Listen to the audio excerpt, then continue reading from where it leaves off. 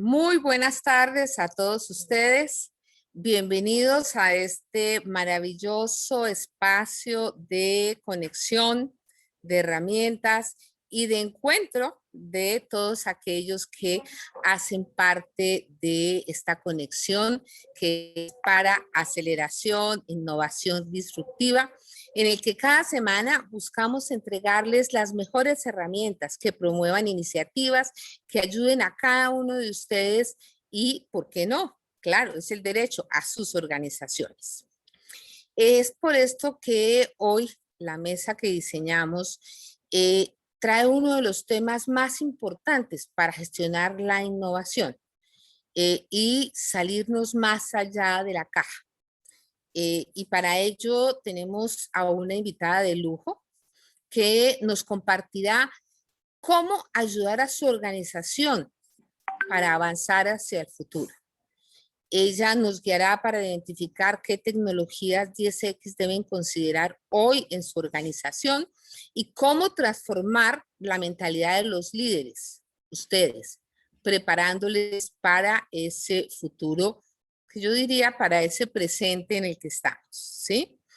Gracias a cada uno de ustedes por conectarse, especialmente a nuestro patrocinador Genesis, por apoyarnos en este espacio. El patrocinio, el apoyo, la asistencia de todos y cada uno de ustedes son quienes hacen posible que estos espacios los pueda construir Colcopo. Sin más preámbulos, los voy a presentar desde Singularity University a Claudia Aparicio, quien es toda una la extensión de la palabra, es un agente de cambio. Ella une varias fortalezas, que es capacidad crítica, pasión por la educación, justicia social, liderazgo y el profundo conocimiento acerca de la tecnología. Y nos demuestra que esta herramienta es, ante todo, un aliado para el cambio social. Claudia es abogada poco convencional, más bien, con estudios de Derecho Constitucional de la Universidad Javeriana e Internacional Humanitario, la Universidad Paul Cézanne de Francia, creo que se dice Paul Cézanne de Francia. Ha dedicado su carrera a crear iniciativas y emprendimientos que se caracterizan por conectar ideas y crear soluciones transformadoras en el campo social y tecnológico. Ella es experta en innovación y ha adelantado estudios al respecto en Harvard, Stanford, Singularity University, entre otros, ¿sí? Ha sido ejecutivo senior en varias empresas del top 500 de Forbes y es CEO de la Fundación Telefónica y de United Way Colombia. Ella es o ha sido delegada por Colombia ante diversos organismos multilaterales como la UNESCO, el Global Compact y la OIT. Varias veces fue elegida como uno de los mejores gerentes de Colombia por la revista Dinero y como una de las 100 mujeres con propósito en Colombia por La Silla Vacía. Fue gestora de la iniciativa Aquí Estoy y fue ganadora de 2 Leones de Cannes, categoría plata y bronce. Bueno, ¿y por qué no mencionarlo? Claudia comienza esta temporada de mesas de innovación de marzo, mes de la mujer, y mes en el que vamos a obsequiar como presente a nuestras asociadas el lunes próximo a las 11 de la mañana, un espacio que más bien nos hace reflexionar sobre el papel de los hombres en la vida de la mujer. Entonces, están cordialmente invitadas todas las mujeres. Digamos que es un espacio de género pero en el que los señores también sería valioso que asistieran. Bueno, sin más preámbulo, los voy a dejar con Claudia, pero antes, Edwin, tienes la palabra y a ambos los recibo, a Edwin, nuestro facilitador y líder de la mesa, y a Claudia con un aplauso virtual. Bienvenidos y que sea una tarde muy productiva. Doctora Gloria, buenas tardes. Muchas gracias por la presentación y la introducción. Buenas tardes a todos. Bienvenidos a Colcoy Innova, a una nueva mesa, la número 26. Una muestra de cómo cada vez más seguimos escalando todos estos temas de innovación al interior de nuestro sector. Y bueno, esto fue sin pensarlo. Yo no, de verdad que es marzo y mes de la mujer y arrancar con Claudia, eso fue pura casualidad. Pero bueno. Súper emocionados hoy con un tema muy importante que hace rato yo estaba cocinando por ahí y decíamos, hemos hablado muchísimo de tecnología, de cultura, de modelos de negocio, de metodologías, de herramientas, pero hay algo muy importante para gestionar la innovación y es poder tener un chip específico. Hace rato venía siguiendo a Claudia y nos venía hablando de las mujeres que más nos habla de cambiarnos el chip para precisamente no solamente pensar en crecer, no solamente pensar en hacer las cosas diferentes, no solamente pensar diferente, sino en tener algo que es tener una mentalidad ambiciosa, no solamente para comernos Colombia, no solamente para comernos América Latina, no solamente para comernos el mundo, sino llegar hasta la Luna y llegar hasta Marte. Y eso es lo que se conoce como el crecimiento y la mentalidad exponencial. Vamos a escuchar a Claudia hablándonos de X por todos lados. Y bueno, Claudia, ¿cómo estás? Bienvenida aquí a Colcoy Innova. No, un gusto saludarlos, muchas gracias por invitarme y bueno, qué maravilla que justo coincide con el mes de la mujer, yo que soy feminista extrema. Y yo bendito entre las mujeres, entonces me encanta esto. Pues no, adelante Claudia, la audiencia ve acomodando tu presentación. Claudia, como le escucharon a Gloria, lidera el capítulo de Singularity University. Ahorita Claudia nos contará qué es todo eso, cómo funciona, cómo ayuda a los empresarios a desarrollar este tipo de mentalidades exponenciales. Y bueno, los invito a que estén muy pendientes de lo que nos va a presentar hoy Claudia, de qué es todo este concepto de crecimiento y mentalidad exponencial. Y bueno, yo creo que ahí ya vemos tu presentación, ¿sí? Sí, ya está full screen. Entonces, Claudia, muchas gracias nuevamente y el auditorio es todo tuyo. Adelante. Bueno, pues no, un placer estar con ustedes. Muchas gracias a la doctora Gloria por esa presentación. A mí me da como pena todas esas presentaciones tan formales. Realmente, para resumir un poquito, yo como pudieron ver, soy abogada de formación, pero en el camino encontré el poder de la tecnología y me di cuenta que más que estudiar derecho, yo lo que quería era ejercer un rol de abogacía y de gestor de cambio. Entonces, eso fue parte como de ese proceso que viví en uno de mis trabajos, en donde estuve trabajando en una telco mucho tiempo y desde ahí me enamoré y cambié de rumbo totalmente. Entonces, quisiera arrancar por eso, quisiera arrancar por presentarles un poquito qué es Singularity, porque no necesariamente todos los que están acá lo conocen, y después sí entender cómo es que se conectan todos esos caminos personales y de la organización en mi vida.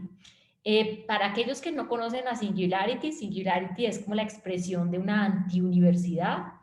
Es una idea que nació hace más o menos 12 años, nació en el Silicon Valley y nació por el deseo que tenían varios científicos, emprendedores, que decían, no puede ser que estemos viviendo en el tiempo de mayor creación tecnológica de la historia, tenemos poder para resolver casi cualquier cosa que quisiéramos y no está pasando. Entonces, ¿por qué no nos inventamos en ese momento la idea de un proyecto educativo disruptivo, por decirlo así, una antiuniversidad, que pueda educar a líderes alrededor del mundo sobre el poder de la tecnología y cómo usarlo para resolver los grandes retos? En una lógica de que hacer negocios que resuelven los grandes problemas de la humanidad, pues es cambiar la humanidad y al mismo tiempo generar grandes oportunidades. Y así nació Singularity hace 12 años, en un ambiente de ensueño y de perfección. En ese momento, pues se juntaron Peter Diamandis, que es el fundador pues, es el fundador del X-Prize, que es tal vez uno de los premios de innovación más importantes que hay, es uno de los grandes precursores de la carrera del espacio, fue director de la Universidad del Espacio de la NASA, y para, por ejemplo, los que se están viendo la serie de Netflix de Mars, pues ahí sale Peter Diamandis. Entonces, Peter se juntó con otro personaje muy importante en el mundo de la tecnología que se llama Ray Kurzweil. Ray Kurzweil es como uno de los grandes gurús de la inteligencia artificial en el mundo, es el director de ingeniería de Google precisamente, y ellos convocaron a una cantidad de gente. Y pues ante semejantes personajes, la NASA se entusiasmó, nos ofreció la sede que hay justo en San José, el NASA Ames Research Park, y ahí empezó a arrancar Singularity, con un patrocinio de Google que dijo, muestre a ver si ustedes son capaces de ir reclutando alumnos por todo el mundo a ver si esta idea que tienen funciona. Entonces, así nació la universidad.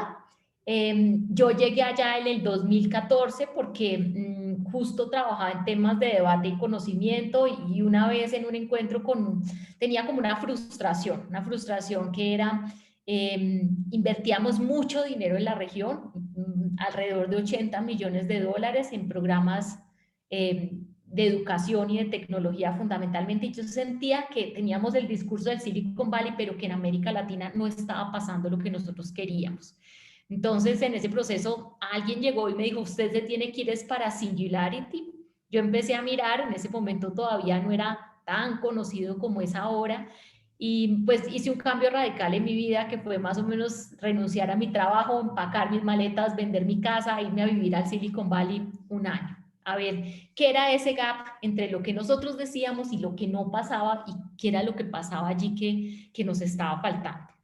Y en ese proceso, pues decidí volver a Colombia porque pienso que nuestra región tiene un gran potencial y que necesitamos todos meterle la ficha para que las cosas cambien. Entonces, habiendo dicho eso, ¿por qué les quería hacer esta introducción? Porque uno dice, bueno, esta es una organización que está en el top 100 de las organizaciones más influyentes, es un disruptor de la educación. La realidad es que seguramente llegó la pandemia y no habrá pasado nada en Singularity.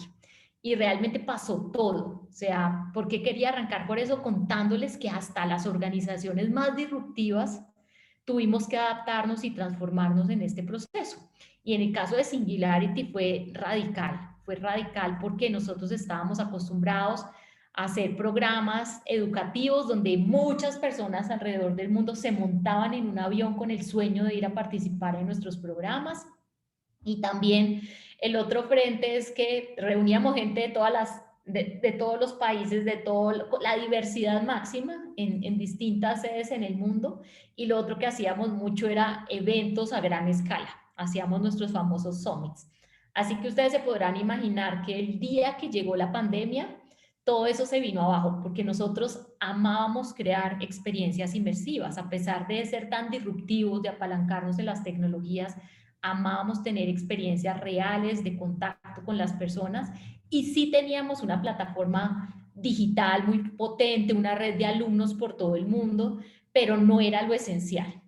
Y en ese momento uno dice, bueno, ¿qué vamos a hacer? Y la solución que tomamos nosotros fue muy radical. Y en este caso nosotros decidimos que nos queríamos convertir en un Digital First Company, y decidimos que no íbamos a volver atrás, que era un momento de hacer un cambio radical. Entonces alguien dirá, pero un modelo tan exitoso, ¿no se van a esperar? No, cerramos nuestra sede en el Silicon Valley y decidimos tomar decisiones muy radicales en torno a una reflexión profunda de entender cómo es el liderazgo ahora, porque estamos hablando de crecimiento exponencial. Y me parece importante tener en cuenta que esta visión del mundo era muy vertical. Escojamos a la gente más talentosa que hay en todo el mundo, mostrémosles qué se puede hacer, y ellos van a tener el poder de transformar la vida de miles de personas. En el caso de Singularity, nuestro sueño siempre es mejorar la vida de 1 billón de personas, 1 billón 1.000 millones de personas. Entonces uno diría, pues sigamos en el mismo plano. No, el mundo ahora es horizontal y queremos ser los animadores de esta comunidad, así que nos vamos a descentralizar y vamos a darle el poder a esta comunidad. Y en un proceso de 8 meses reformulamos totalmente nuestro portafolio. Entonces, nosotros como Colombia decidimos migrar y decir, somos capaces de hacer el primer Summit digital pago de Singularity en el mundo. Lo hicimos en agosto pasado. Creamos en la lógica de hacer una propuesta por ser más democráticos, de transformar la vida de más personas. Creamos la propuesta de la escuela digital que hoy en día lideramos en América Latina y en español, algo que era un sueño. Y la universidad también se reinventó y creó toda una plataforma de videos on demand que se llama IdeaFront, creó un portafolio que se llama Spark, especializado de aprendizaje en línea, y creó todo un club de membresía corporativa alrededor de las empresas. Se los cuento, es para que tengan la ambición y el atrevimiento de, a veces uno ve la realidad y trata de resistirse a ella. Y en este momento en donde estamos hablando de crecimiento exponencialidad, de crecimiento exponencial y de mentalidad de abundancia, moverse rápido es el criterio fundamental de éxito. Y eso es lo que inspiraba a Singularity. Y uno diría, pero bueno, ¿de dónde sale todo eso? Y es que la realidad es que el crecimiento exponencial, que es un tema que se ha vuelto muy recurrente a raíz de la pandemia, a nosotros nos costaba mucho trabajo explicar qué era eso de la exponencialidad, ¿no? Y cuando llegó el coronavirus, todo el mundo lo entendió. Cuando uno dice, hay un virus que se duplica en su tasa de contagios cada 2 días, en el peor de los escenarios, o cada 8 días, entiende uno qué significa ser exponencial, cómo crece eso. Y esa era la gran dificultad que nosotros teníamos, explicarle a la gente que el cambio cada vez era más rápido, porque no sé si ustedes lo han visto en sus teléfonos celulares, en sus computadores, pues uno dice 56K y después dice 128 y después dice 254. Esos no son números casuales, esa es la expresión de cómo la tecnología se duplica en su capacidad aproximadamente entre 18 y 24 meses y disminuye su precio a la mitad. Y eso fue lo que descubrió Gordon Moore, que es precisamente el creador de la ley de Moore, que después Ray Kurzweil, uno de los fundadores que les contaba, identificó que estaba teniendo una tendencia que iba a crecer y a crecer y a crecer. Y a partir de ese pensamiento de abundancia y de mentalidad, pues nació Singularity, creando toda una metodología alrededor de eso.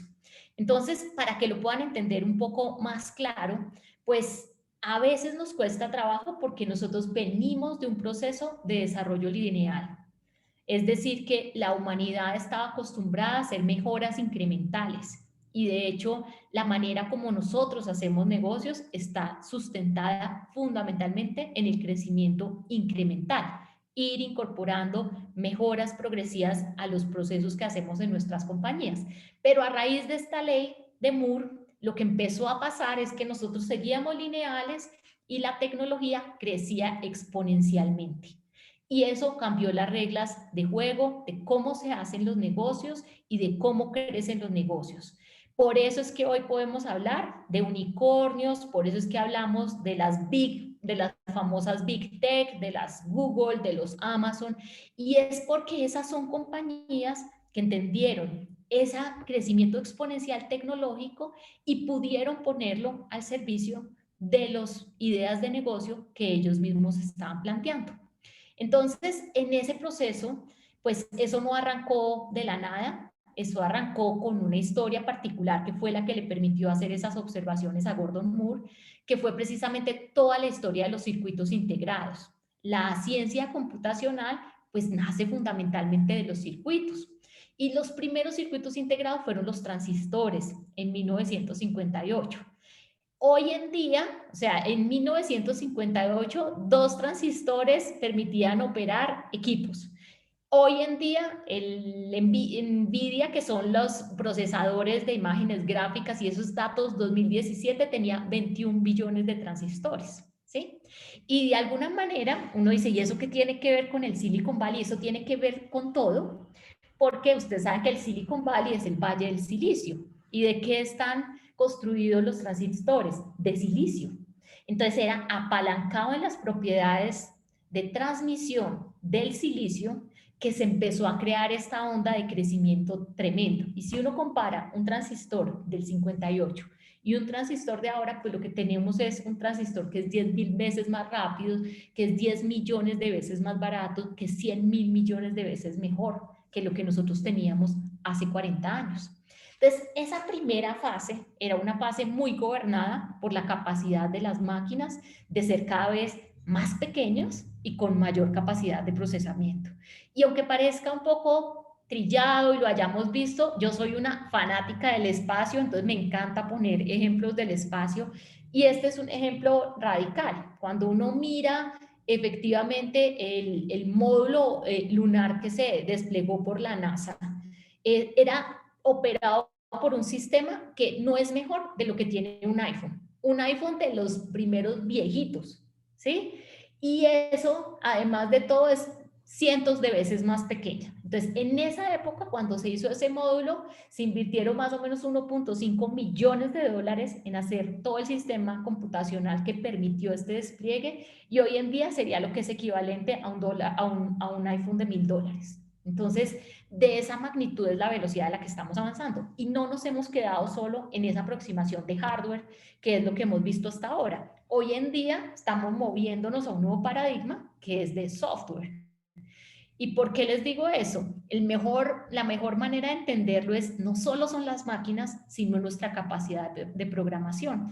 Y la mejor historia es comparar el Apolo contra SpaceX. Ustedes saben que la conquista del espacio en cierto momento se estancó. Fuimos a la Luna y de ahí en adelante renunciamos a colonizar el espacio. La NASA estaba muy enfocada en exploración, pero había renunciado a la oportunidad de colonizar. Y aparece este personaje, Elon Musk, y dice, yo necesito cambiar esta industria porque el futuro de la humanidad está afuera. ¿Cuál fue el cambio de paradigma? ¿Por qué un señor con una empresa privada que no tenía ningún conocimiento de la industria espacial le puso el pie encima a Boeing, a los grandes contratistas de la NASA? Pues porque tuvo una aproximación de software y no de hardware. Todo el ejercicio de ingeniería que tenía la gente en la NASA y sus contratistas estaba enfocado en la máquina, en el cohete. Y todo lo que vino a hacer Elon Musk fue precisamente desarrollar el código que permitía romper un punto esencial de crecimiento exponencial que no había podido lograr la NASA. Y a que no adivinan cuál es, a ver si hay alguien por aquí fanático del espacio que se atreva a poner en el chat y Edwin me dice, porque yo en esta versión no logro ver las preguntas y respuestas. ¿Hay alguien que se anima? ¿Qué fue lo que hizo él? ¿Cuál fue la diferencia entre pasar de crecimiento lineal al 10x que propuso Elon Musk?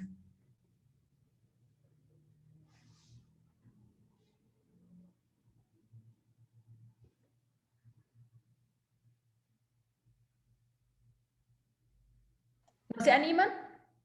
Bueno, les voy a decir, el Yo me gran... animo. Dale.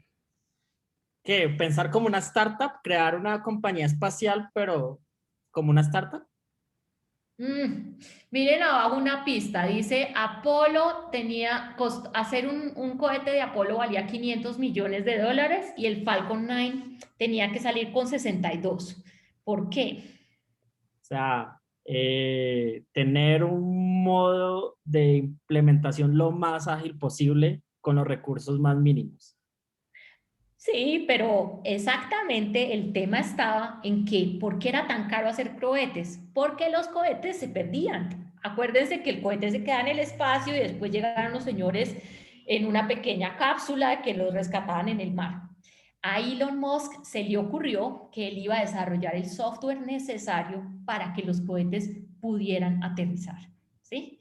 Y hoy vamos en 9 reutilizaciones de un cohete tradicional. Y eso cambió el paradigma de la industria. Entonces, él descubrió que a punta de software podía hacer cosas que los humanos no podían hacer. Por ejemplo, aterrizar un cohete. Nunca un astronauta podría hacer eso, pero un software sí. Entonces, ahí empezó a cambiar aún más esta regla de exponencialidad que les estoy diciendo, que no solo tiene que ver con la capacidad de las máquinas, sino con nuestra capacidad de programación.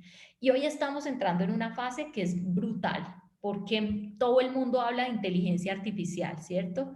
Pero lo que no sabemos es que hemos llegado a un momento de desarrollo tal que este año pasado se hicieron visibles varias noticias sobre inteligencia artificial y es sobre todo la capacidad de las máquinas de producir código. Entonces, hoy en día nosotros producimos código a una velocidad que la de los programadores, pero dentro de muy poco es más el código que van a producir las mismas máquinas que aprenden que lo que los programadores van a hacer. Así que imagínense la velocidad de crecimiento a la que nos estamos afrontando. Y si a esto le sumamos adicionalmente la posibilidad que han empezado las industrias de aplicar esas tecnologías a casos concretos, pues llegamos a lugares inesperados.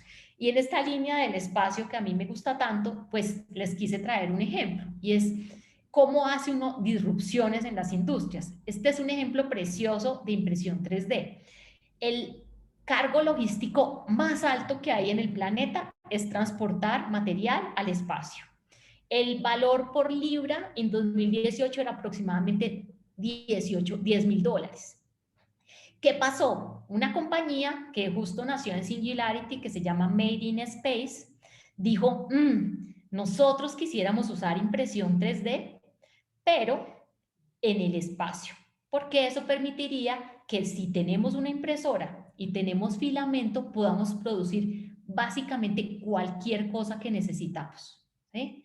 Y cambiaron el paradigma, ¿sí? Y hoy esa es la realidad. Entonces, supónganse ustedes que hoy en día hay un astronauta que tiene un problema en un diente y necesitamos fabricar un explorador. En la estación espacial hay una impresora 3D, se mandan los planos y se imprimen y pueden atender una emergencia, por ejemplo, odontológica o una herramienta que se necesite para poder hacer cualquier tipo de reparación. Entonces, de esa magnitud es lo que está pasando. Todas las industrias están llegando a picos de maduración que no habían tenido. Por eso es la revolución de la realidad virtual, de la inteligencia artificial, de la impresión 3D. Todas las tecnologías pasan por una famosa curva que describe la gente de Gartner, que se llama el Hype Cycle, y ahí siempre uno dice, se ilusiona con la tecnología, después bajan las expectativas porque ve que eso todavía no tiene aplicación, pero hoy estamos en un momento donde muchas tecnologías están llegando a su madurez. Entonces, con más razón, se está produciendo una mayor aceleración. Y eso que les cuento yo es simplemente para entender un concepto fundamental, porque ustedes dirán, ¿esto qué tiene que ver con mi negocio? Tiene todo que ver con su negocio, porque yo les decía, la tecnología va acelerando y ustedes escogen. Si sus compañías se suben en la curva de aceleración, es decir, que se atreven a usar el poder de la tecnología para diseñar nuevos horizontes de ambición para sus industrias, pues se suben en la curva del crecimiento exponencial.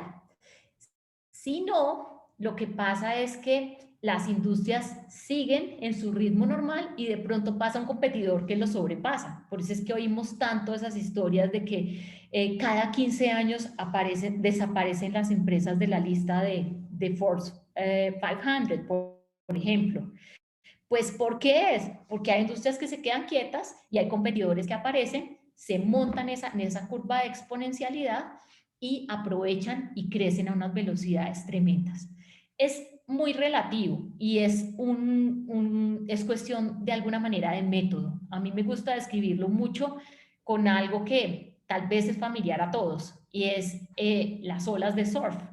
Entonces, cuando uno se sube a una ola de surf que ya está pasando, pues lo que ocurre es que no pasa nada, ¿no? O sea, si uno se monta antes de tiempo, no es como que se monta en la olita y sube un poquito y ya no pasó nada.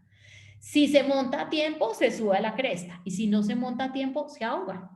Entonces, eso es lo que pasa en estos momentos. La gente dice, ¿y qué pasó con todo este fenómeno que hemos vivido? Pues lo que vivimos fue un proceso de aceleración, porque el entorno se transformó y los que estaban listos y preparados para poder avanzar, lo hicieron. Por eso en este momento en particular de transición, es tan natural ver que hay gente a la que le fue súper bien y hay gente a la que le fue súper mal. Es muy raro que haya alguien en el intermedio, porque es un momento de verdad. A mí me gusta mucho decir que yo siempre me soñaba con haber nacido en la era industrial, ¿sí? Haber conocido a JP Morgan, a ver a Ford, a todos estos grandes jugadores.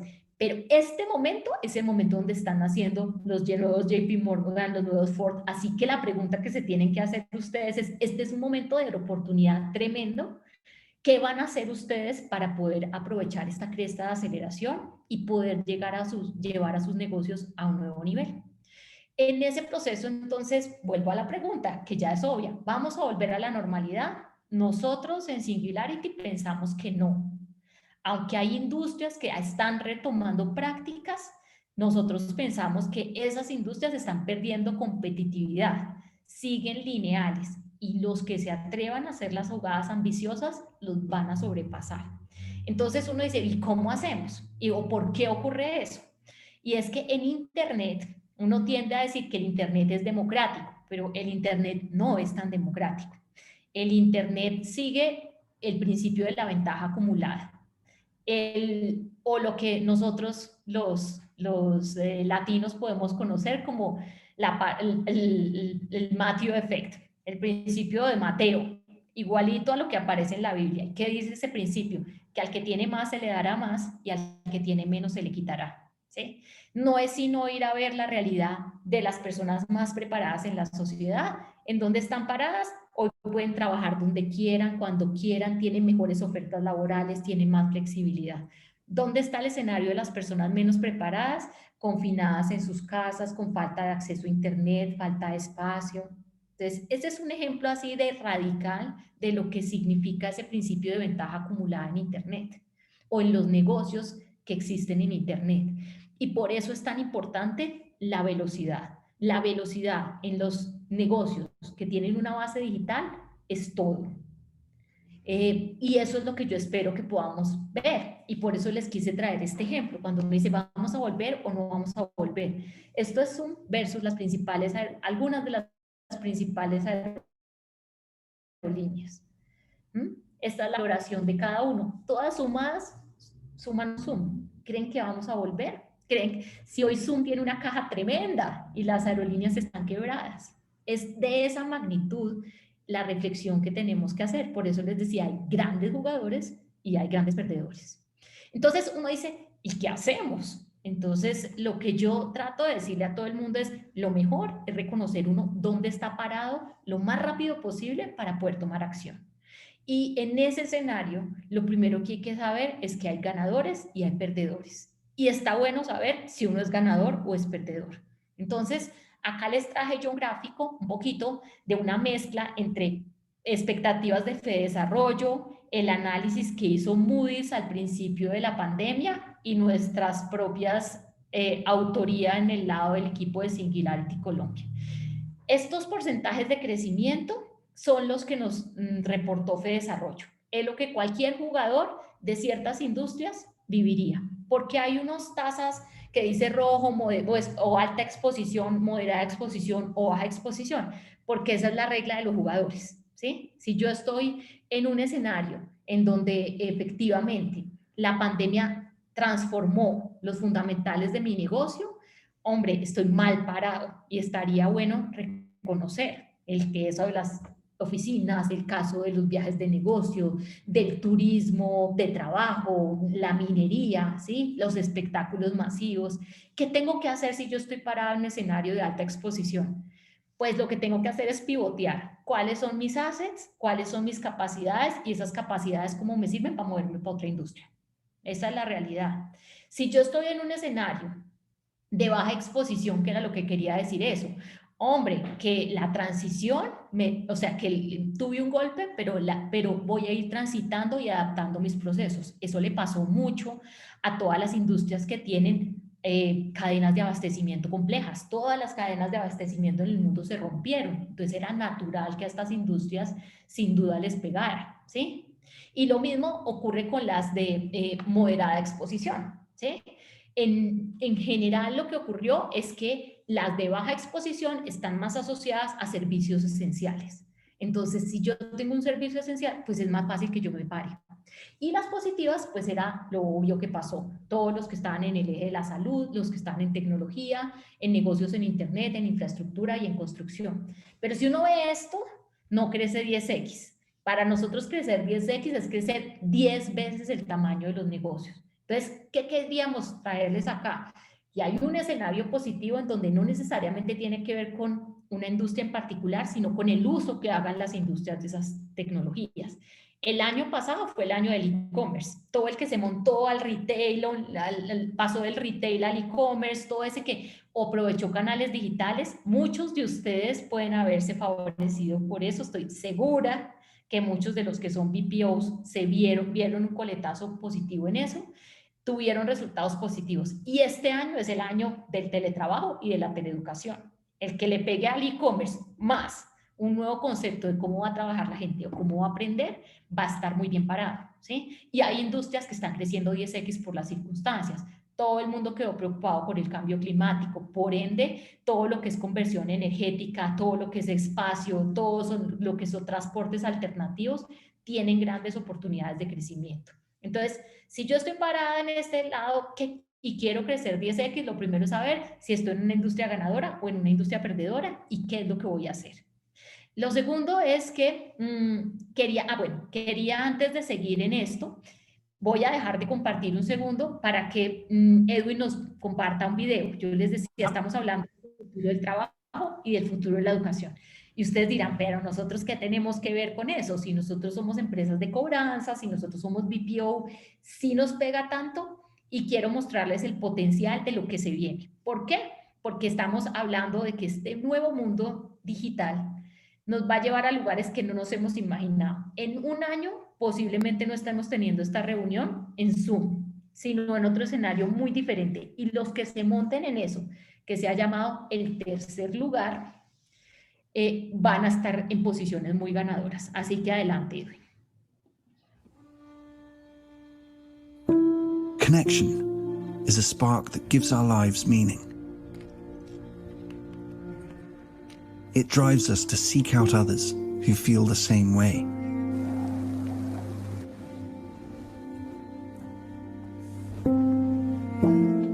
Okay, why don't you input the data and we'll take a look together. Hey, Mari, what you got for me? To find those who share our views, yet offer different perspectives. So this net.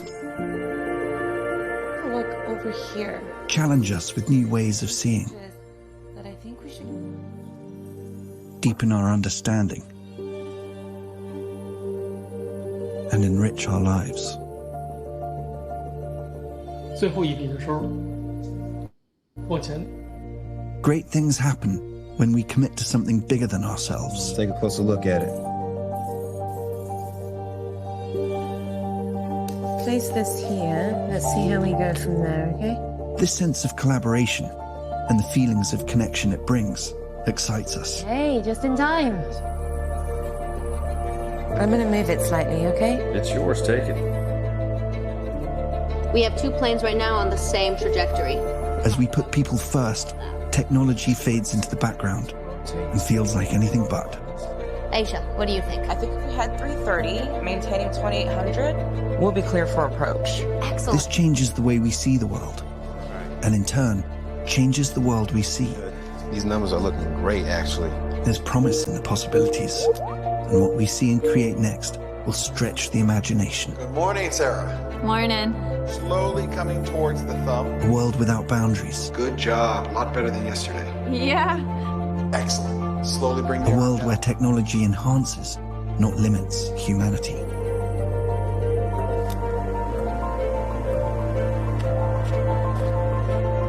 With people front, center, and in the spotlight. The future is here. And here can be anywhere. Introducing Microsoft Mesh.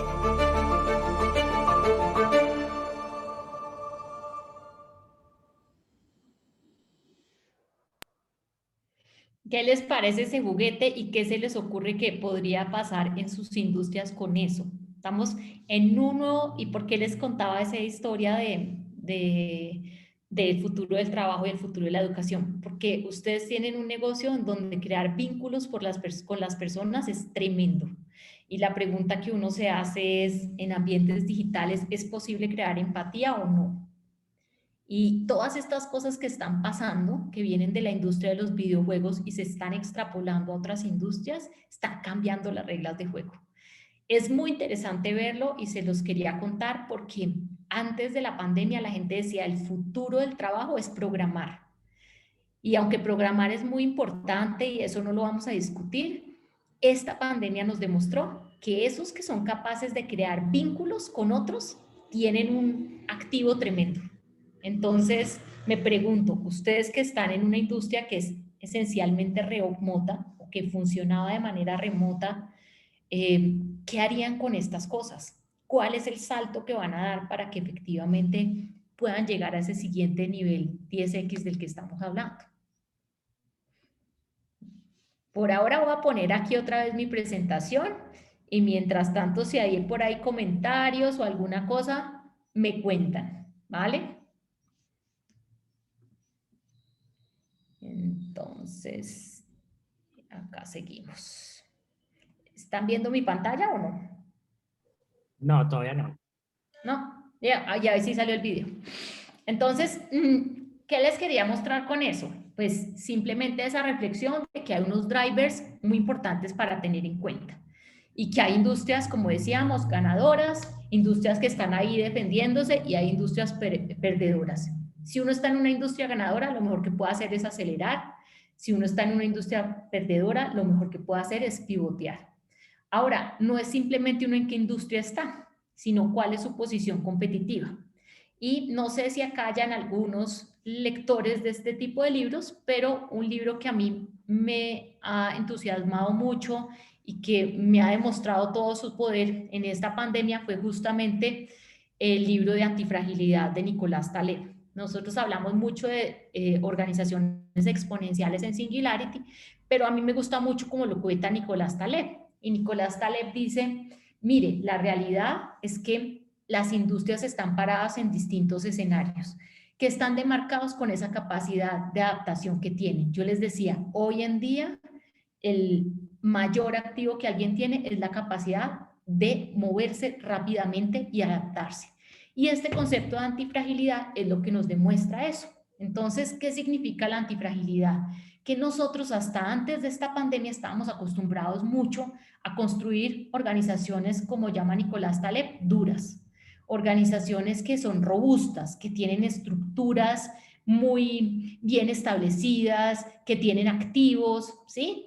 Y en ese escenario el problema es que cuando se produce una situación tan compleja como la que estamos viviendo, en donde hay que adaptarse, esas cosas que eran assets se vuelven puntos débiles y es lo que lleva a las organizaciones a la fragilidad. Mientras que las organizaciones que están construidos bajo los principios que Edwin nos mencionaba, de ser ágiles, de comportarse como una startup, pues son al revés, son antifrágiles. ¿Por qué? Porque la presión las impulsa. ¿Sí? Y hay muchas de las organizaciones que deben estar acá, que deben tener principios de antifragilidad tremendos. Voy a dar un ejemplo. A los que están en la industria de las cobranzas, por ejemplo, pues ¿cuál es el gran asset de ustedes? La data, ¿no? Hoy en este momento hay un montón de personas en dificultades financieras, ¿sí? ¿Qué les pasa a ustedes en este momento de estrés? Deberían ser más antifrágiles que nunca. Deberían poder gestionar datos que les permiten encontrar insights más poderosos que incluso los que tenían antes. Deberían mejorar sus capacidades de predicción, ¿sí? Deberían poder entender más claramente cómo aprovechar esos patrones para mejorar la eficiencia de sus negocios. A eso es a lo que se refiere Nicolás Taleb. Y algunos de ustedes dirán, no estoy segura si estoy entendiendo bien. Entonces, en ese sentido, les quise traer este ejemplo, ¿sí? Para que ustedes puedan hacer rápido un análisis y decir dónde estoy parado. Soy una organización robusta, a la antigua, con el estilo de lo que significa una gran corporación. Soy una organización antifrágil o soy una organización frágil. Si yo estoy en una industria en donde soy ganador y estoy en una posición robusta, pues a lo que tengo que trabajarle si quiero crecer 10x es a volverme cada vez más antifrágil, ¿sí? Si estoy en una industria que está en riesgo y además soy frágil, pues o me muevo ya o voy a desaparecer. Entonces, ese es como el segundo criterio que quería dejarles en la mesa para que se echen una pensada y analicen sus posiciones estratégicas en torno a cómo hacer para poder crecer. Perdón, me fui para adelante. Entonces, quería traerles unos ejemplos rápidos, porque ustedes... No estamos proyectando, no vemos tu presentación. Oh my God, perdón. A ver, sí, ahora sí, perdón. Entonces me voy a devolver acá un segundito porque si no todo lo que yo les dije se quedó en papel porque es difícil de entender, ¿sí? Entonces esto es lo que les estaba contando. Esta es la lógica de la antifragilidad. Las organizaciones robustas en general son altas en costos, tienen costos fijos muy bien establecidos, tienen estructuras, tienen jerarquías, tienen una manera de hacer las cosas que era lo que nos daba solidez en el pasado. El problema es que estamos en esa línea negra de volatilidad y adaptarse con una organización robusta en un momento en donde el plan puede cambiar en función del ciclo de la pandemia, si hay lockdown o no hay lockdown, es muy complejo, ¿sí? Y este era el cuadrito que les estaba mostrando antes para que algunos puedan ver rápidamente algunos de los criterios que le permiten a una organización identificarse en esos distintos escenarios de robustez, antifragilidad y fragilidad. ¿Para qué? Para que hagan esa mezcla. ¿En qué industria estoy? ¿Y cómo está parada mi organización? ¿Cuáles son los ajustes que debería hacer en el corto plazo? Vamos corriendo ahora a ejemplos de la industria de ustedes, porque ustedes quieren saber de tendencias. Ustedes son un poco sui generis y no tengo ejemplos exactamente que correspondan a la mezcla que ustedes representan, pero sí les quise traer algunos ejemplos de tendencias del sector financiero y algunos ejemplos de tendencias asociados a todas las industrias que están más cercanas al BPO, que pueden tener que ver con el futuro del trabajo, ¿vale? Entonces, en ese ejercicio, pues, esta es la realidad de ustedes, ¿no? O sea, el gran reto que tiene la industria financiera, y acá me imagino que Edwin se lo sabrá y ustedes lo saben mucho más que yo, es un tema de inclusión, ¿sí? Entonces, los que están haciendo las grandes jugadas son los que están teniendo o dándole alcance a esos clientes que antes eran los clientes indeseados del sistema. ¿Qué está pasando en esto? La tarea, nosotros en Singularity tenemos un principio que se llama las 6 Ds de la disrupción y una de esas Ds es la democratización. Los negocios que crecen 10x, pues uno de los criterios para crecer 10x es tener más clientes y eso es democratización. Venda más barato, pero eso sí, quédese con el market share. Entonces, en ese proceso, ¿qué está pasando? Hay muchos disruptores en el mundo de habilitadores financieros, del mundo de los seguros. ¿Y qué es lo que están haciendo? Pues lo primero que está pasando es eliminar la intermediación. La parte de disrupción tiene mucho que ver con clientes que autónomamente están tomando decisiones. Y en democratización, pues ejercicios de crowdlending, de peer-to-peer entre personas. Espérense un segundo que aquí no... En el tema de desmonetización, que es precisamente dar provecho a los activos intangibles que tenemos, pues precisamente todo el tema de modelos de riesgo dinámico, y en el tema de desmaterialización, que es precisamente eliminarse y quitarse esos criterios de robustez a partir de servicios digitales, pues está todo el tema de proyectos de impacto social, que ustedes están en una industria en donde efectivamente las personas no se sienten tan conformes. Entonces, les quiero mostrar algunos ejemplos. Esta gente de Good Money está eliminando la intermediación, lo que significa es que están migrando a una plataforma de software as a service. Lo que quiere decir es que el banco se gana por el servicio, por las transacciones que genera. No se gana porque efectivamente el ejercicio matemático y financiero que hacen las industrias financieras, los bancos, ustedes mismos. Para la gente es transparente. El fee que se gana el banco es totalmente claro. Y ellos no son los responsables. Ellos son los responsables, no son los responsables del sistema como tal, son los responsables de conectar a los distintos actores que están precisamente en ese proceso de, como decíamos, crowdlending. Entonces, ¿de quién es la plata? De las personas. ¿Qué es lo que tiene que hacer el banco? Conectar personas que quieren prestar y personas que quieren, que necesitan un crédito. Entonces, este es un ejemplo muy bueno. En autonomía, mucha gente que está tomando decisiones. Ya vieron el ejemplo de Robinhood, que es muy infortunado por el tema de las acciones, pero hay uno maravilloso en Asia que se llama eToro, y eToro, ¿qué hace? Gente que accede al mundo de las inversiones sin necesidad de hacer ningún proceso de intermediación, sin necesidad de ser parte de un broker, todo muy es en el marco de procesos que son altamente gamificados, donde hay clientes que saben mucho y que comparten el conocimiento con esos otros. En la parte de democratización, pues nosotros nos sentimos muy orgullosos desde Singularity, porque Lemonade hoy es en día una empresa que rompió el mercado de seguros en Estados Unidos, creada por, en general, los disruptores no tienen nada que ver con las industrias. ¿Y qué hace Lemonade? Pues que nuevamente le permite a la gente perfectamente saber cuánto vale su seguro, ¿sí? Y poder definir, en caso de que no ocurran siniestros, cómo se invierte el dinero. Entonces, la gente que va a Lemonade, por ejemplo, pues tiene un fee que es plano, lo cual significa que comprar seguros para ellos es más barato, no está la lógica del actuario, eso no existe en el negocio de ellos o no es el centro de su negocio. Cuando al negocio le va mejor que lo esperado, de acuerdo a ese flat fee que ellos definieron, la plata se va para una causa social de los clientes. A mí me gusta rescatar perros, esa plata previamente está predefinida y tienen un efecto que es el que más me gusta, que es la confianza. Entonces, hoy en día una persona va a Lemonade, hoy son el número 1 en seguros de hogar y seguros de vehículos en Estados Unidos. Algo le pusieron el pie a Geico, a todo el mundo.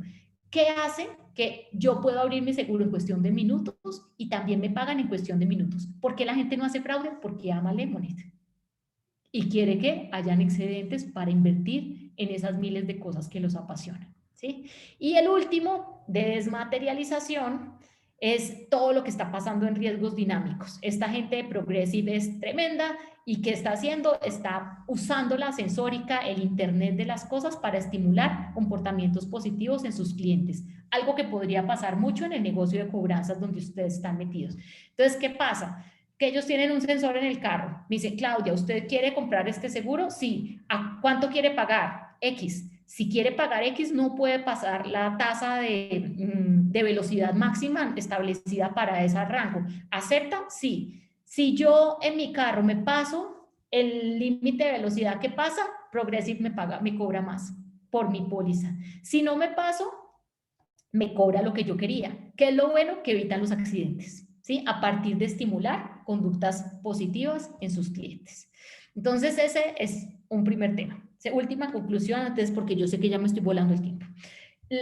En el tema de BPOs, yo pienso que así como les decía, en el tema, si lo ven con cara financiera, es democratización, si lo ven con cara de BPO, es desmaterialización. Ustedes están en una industria en donde al final hay mucha presión, ¿no? Cada vez los márgenes se aprietan más, por eso ustedes han empezado a idear distintos modelos de negocio que tienen detrás de esto, y entre más rápido le peguen a la desmaterialización, más están protegiendo su competitividad en el mercado. Están en un momento en donde estamos en la tendencia, como les decía, de trabajo remoto, de aprendizaje remoto, de autosuficiencia de las personas, no solo de las industrias, ¿sí? Y estos, por ejemplo, son algunos referentes claves de sus...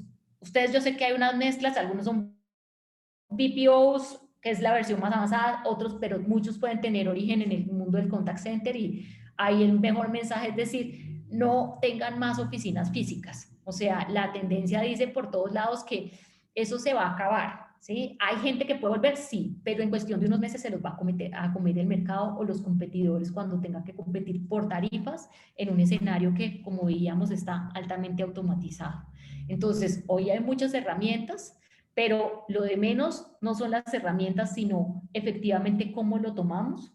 Si las Ivy League, que son las universidades top del mundo, están dejando sus sedes físicas, ¿por qué no lo van a hacer ustedes? Si las empresas más tecnológicas están dejando sus sedes físicas, ¿por qué no lo van a hacer ustedes para poder competir? Y como les decía, a final de año vamos a estar en un escenario completamente diferente que no nos vamos a haber imaginado. Hoy nosotros, por ejemplo, usamos el campus de Virbela, en el caso de Singularity, pero por ejemplo, los grandes jugadores, Apple se compró NextVR, que va a cambiar toda la industria de entretenimiento y de deportes en vivo. Entonces van a pasar muchas cosas. Entre más rápido puedan experimentar, entre más rápido puedan crear un servicio para sus clientes que les permita volver a recrear estos espacios de contacto, esa lógica de la oficina virtual, pueden llegar a encontrar efectos inesperados, y el que se mueva más rápido lo va a lograr mejor. Y cierro esto con unas conclusiones muy pequeñas, y es, entonces, ¿qué es crecimiento exponencial? Es crecimiento 10x. Nosotros, como les decía, estamos acostumbrados a crecimiento incremental o rentabilidad incremental. Vamos ganando uno que otro cliente o vamos optimizando la eficiencia de nuestros negocios. Y hoy en día necesitamos tener las dos. Entonces, ¿dónde está el negocio? El negocio está en los intangibles. Es lo que nosotros le llamamos las exonomías. Es decir, esa capacidad de generar valor económico en la data, que es el oro que ustedes tienen detrás de sus negocios. ¿Y quién va a ganarse la competencia? Como lo ven acá, pues el que sea capaz de de cerrar los gaps. ¿Sí? Estamos en un mundo donde las diferencias se están ampliando, y que sea capaz de crear productos y servicios que puedan beneficiar a todos esos que hoy no tienen accesos, pues va a ser, como dice Peter Diamandis, billonario. Consiga 1 billón de personas que tengan un gran problema de acceso, como muchos de los que vemos en la industria financiera nuestra, y van a construir negocios imparables. Por último, ¿con qué los quiero dejar? No hay manera de construir negocios exponenciales sin organizaciones exponenciales. Entonces los quiero dejar con estas preguntas que están acá, y es, ¿cuál es ese propósito de sus empresas? Hoy las empresas están apostando a algo más grande que la misión. ¿Cuál es ese gran reto social que van a resolver? ¿Cómo le van a dar acceso o ayudar a solventar los problemas financieros que tienen sus clientes? ¿Cómo hacen para externalizar sus funciones? Hoy es el momento de colaborar. ¿Qué preguntas se tendrían que hacer ustedes como industria y entre ustedes para lograr ese efecto que están queriendo? Muy poquita gente que se comporta como competidor va a poder aprovechar las oportunidades que tenemos. ¿Cuántos activos tengo y cuántos empleados tengo por demanda? ¿Cómo aprovecho esas capacidades de la red? ¿Qué hago con la algorítmica? ¿Y qué rol juega la información en el desarrollo de mis productos y servicios? Esas preguntas externas. Internas, ¿cómo van a desarrollar todas las interacciones dentro de su sistema para conectar toda esa data y poder efectivamente entender los insights de sus negocios en tiempo real? ¿Cómo van a usar esas métricas del agilismo en sus negocios? ¿Qué tanto están impulsando la experimentación?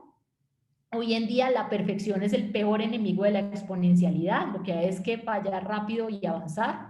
¿Qué tan autónomos y colaborativas y descentralizadas son sus estructuras? Si están parados en un escenario jerárquico con gente trabajando remotamente, van a tener muchas dificultades. ¿Y cómo podemos integrar las tecnologías sociales a sus modelos de negocio? Y con eso me refiero a redes sociales. No le tengan miedo, porque uno de los grandes assets de las organizaciones exponenciales se llama el crowd. Y no hay crowd sin tecnologías sociales, no hay masas sin tecnologías sociales detrás de eso. Entonces, pues, con eso los dejo con esta frase: la tecnología es esa fuerza que convierte lo que alguna vez fue escaso en abundante, y pues nuestra misión acá en Colombia es acompañar a las organizaciones en ese proceso de transformación transversal, que es lo que hemos venido haciendo en este periodo. Así que, bueno, con eso digamos que hago ese barrido rápido de mentalidad de abundancia y crecimiento exponencial, y pues listísima para resolver comentarios o dudas que tengan al respecto.